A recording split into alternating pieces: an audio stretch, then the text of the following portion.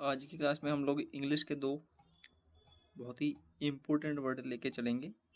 पहला है chunk. Chunk क्या होता है? देखो, इन दोनों वर्डों को आप कभी समझ में नहीं पाओगे जब तक आप इनको यूज नहीं करोगे। इनके सेंटेंस बनाओ, इनको समझो, इनको लिखो, इनके चार चार पांच पांच सेंटेंस बनाओ। ये बहुत ही ज़्यादा ही जरूरी वर्ड है, खासकर जो दूसरा कोडिफाई लिखा हो ये तो बहुत ही ज़्यादा आता है। जब आप लॉ पढ़ते हो तो उसमें तो ये हद से ज़्यादा ही आता है। तो पहला है चंक। चंक क्या होता है? ठीक है, मोटा या बड़ा टुकड़ा, किसी चीज का बड़ा हिस्सा।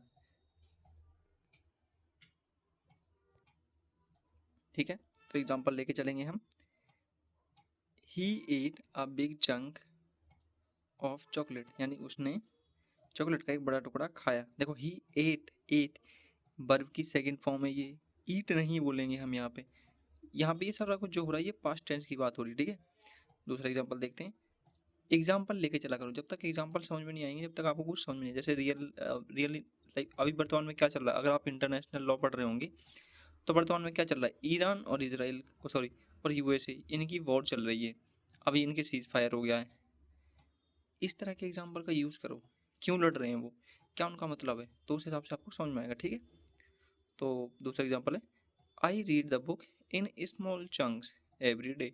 अब यहाँ पे स्मॉल चंक्स हो गया, पहले बिग चंक था, स्मॉल चंक यानी कि छोटे छोटे टुकड़ों में पढ़ रहा है वो किसी चीज़ को। समझ गए आप बात? आगे हम समझते हैं कोडिफाई, किसी कानून या नियम को लिखित रूप में व्यवस्थित करना। Example, Hindu law was codified in 1955। Codified law are easier to understand, जो कि इजी बात है भाई, क्योंकि लिखित में है, व्यवस्थित रूप में है।